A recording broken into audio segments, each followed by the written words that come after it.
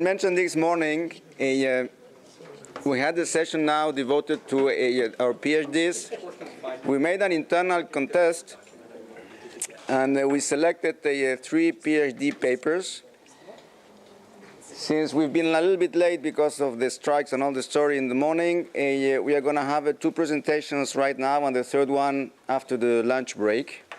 So, please. Thank you for the introduction of Daniel. Hello everyone, I'm Tae Dong Huynh. I'm a PhD student from Alcatel-Lucent. Thank you.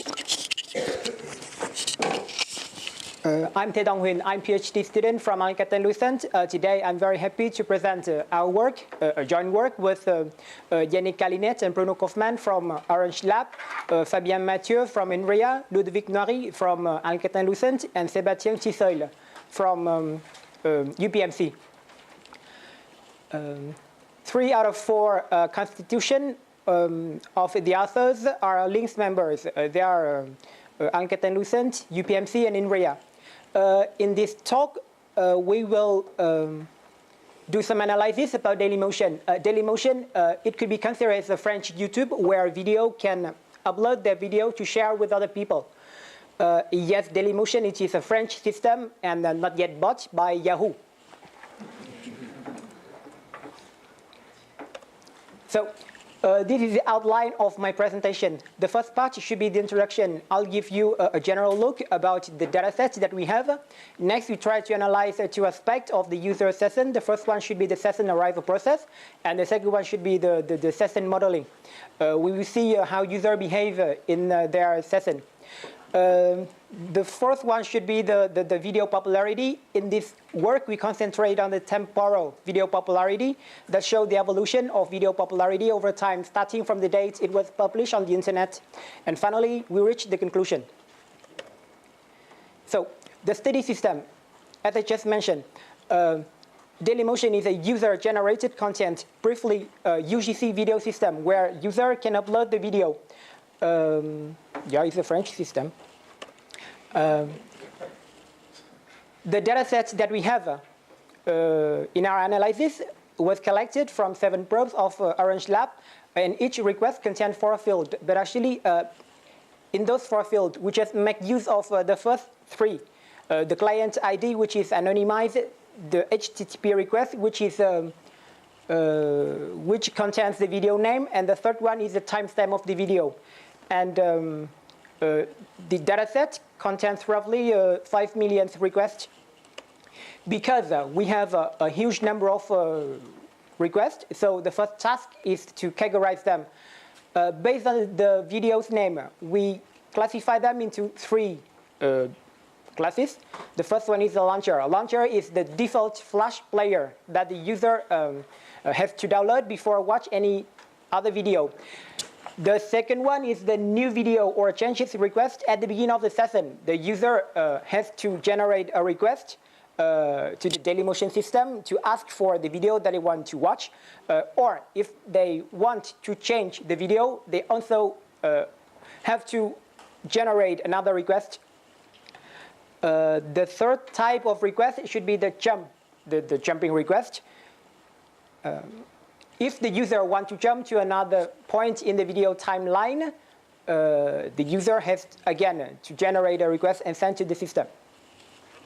So, based on different categories of the request that we classify, we try to separate the user session. A very intuitive idea is that we base on the launcher request to separate the user session. But actually, experimentally, this session separator is not suitable because it's what we observe in the dataset at the beginning of the session. Some user generate hundreds of requests, so which is impossible. Secondly, if the user browser has a caching function, so they are not required to re-download the launcher at the beginning of their session. So we propose a new method, is that we base on the fixed idle periods as a session separator. What does it mean? It means that if the user doesn't send any request to the system in a fixed period of time, we consider his session terminated. And the threshold that we found in the dataset is around 1 hour. which experimentally show a better result compared with the first one.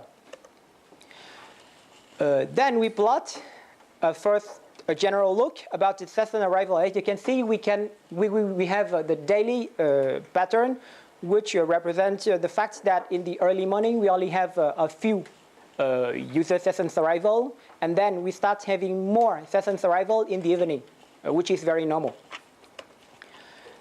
Based on that general look, we're trying to analyze and give a model for the user session arrival. Naturally, we use the Poisson distribution because we know that there is no dependency between the user sessions arrival. But we cannot use the homogeneous Poisson distribution because we have the daily pattern. It means that the intensity of the distribution should be different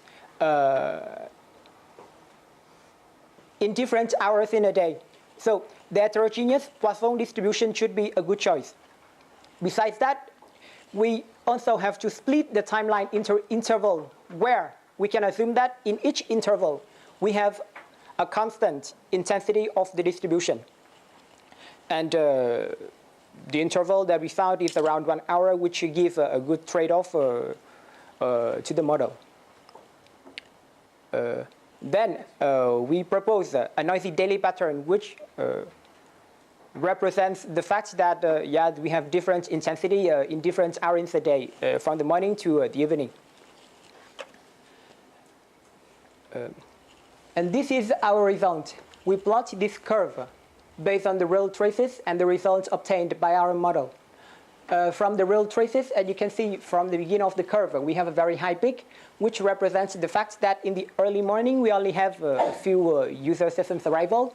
Then we have a later peak, which is more stable compared to the first one, which represents the user sessions arrival probability in the evening.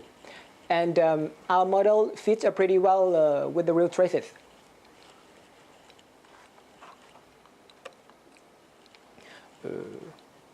We just analyzed the session arrival process. Now we analyze another aspect of the session, user session.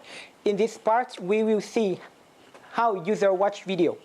At the beginning, all users start the video session. Then some of them jump, change, or terminate.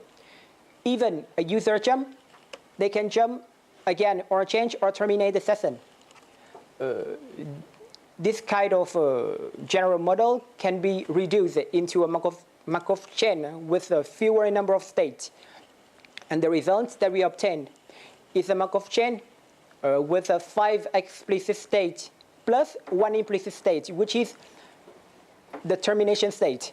So as you can see, at the beginning of the session, the state's first request, the probability of jumping, changing, and terminating the session are roughly equal.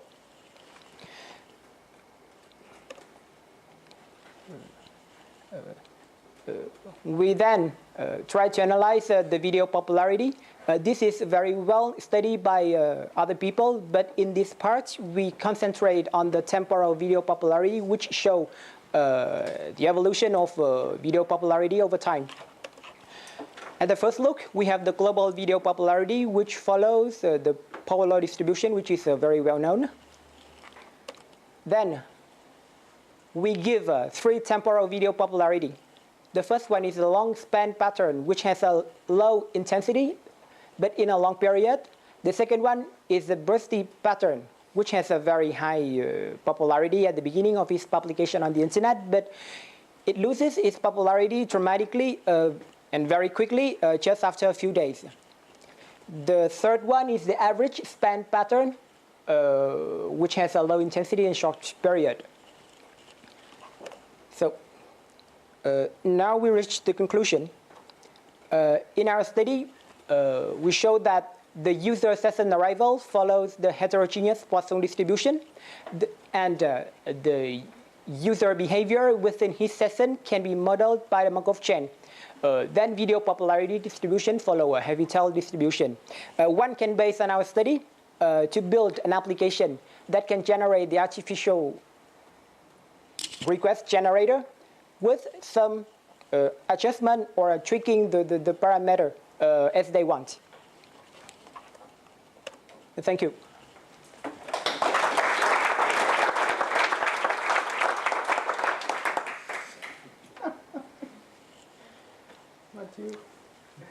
Questions? Yeah. So this is interesting, but I'm a bit concerned in that you're modeling session arrival times and sessions themselves, but you previously somewhat empirically defined what a session is based, I think, on a 1 hour loss. And you said something that this worked better than using the launchers, right? Yeah. By what standard did you decide that this was better? Yes, because in other study, they choose the inter-session duration. I mean, the fixed idle period is just only around 30 minutes. But actually, in our dataset, we found that with 1 hour.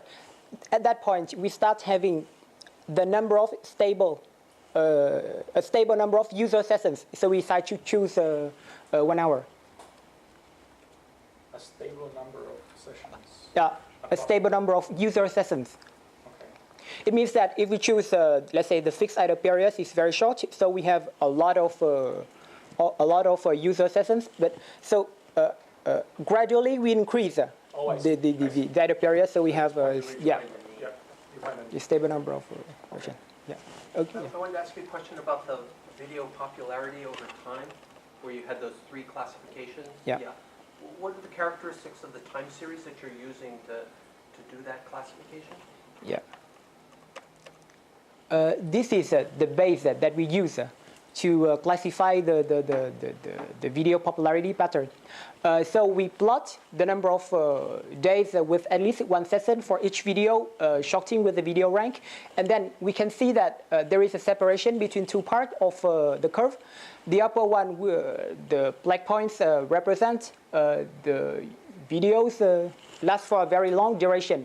And the blue one represents the bursty pattern, which has a very high number of requests, but in a shorter time. I see that because you colored them differently. But is it obvious that there's a actual, if I made everything just a circle, is there, I guess there is sort of a white band in there. I guess, I mean, you're claiming that you're able to separate that into 2 groups and. So you see that we only have a few points in the middle of the 2 curves. So as you can see, we have very high density here and only a few points in between. So that's why we can classify both of them separately.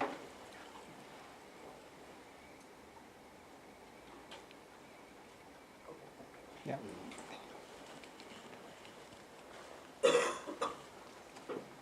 Another questions? One more? We have time for one more. No? Okay, thank you very much. Yeah. Thank you.